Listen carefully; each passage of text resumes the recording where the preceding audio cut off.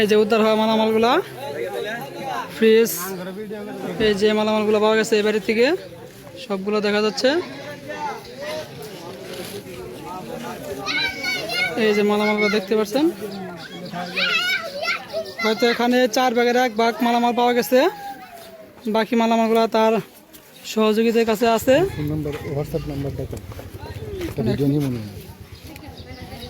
এইটা হলো আপনার বড়মা এমপি বাড়ির সামনে থেকে উদ্ধার করা হয়েছে।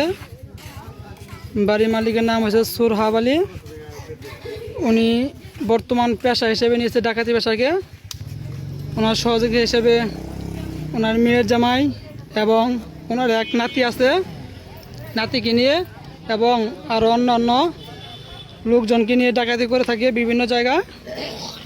তার মধ্যে 17 তারিখে আমাদের খুলনা চৌরাস্তা মোড়ে ডাকাতি করে বিশেষ সূত্রের মাধ্যমে সন্ধান পাওয়া গেছিল, যার প্রেক্ষিতে গোপালপুর পুলিশের সহযোগিতায় মালামালগুলা উদ্ধার করা হয়েছে। এই মালামালগুলা এখন থানায় হস্তান্তর করা হচ্ছে। পরবর্তীতে আদালতের মাধ্যমে মালগুলা ব্যবস্থা করা হবে।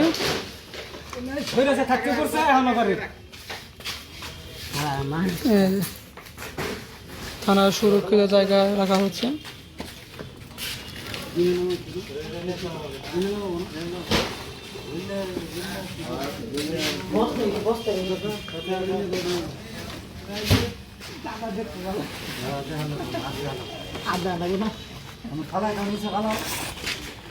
এই যে মালামালগুলা একে একে নিয়ে যাওয়া হচ্ছে।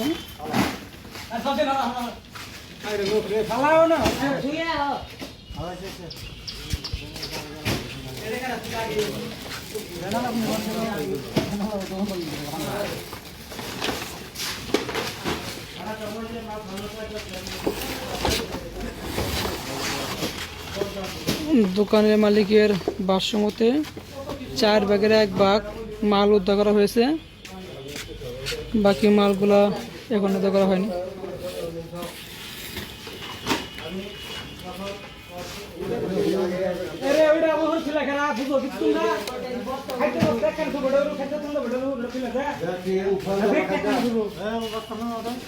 খাদ্যের বস্তা এখানে তাই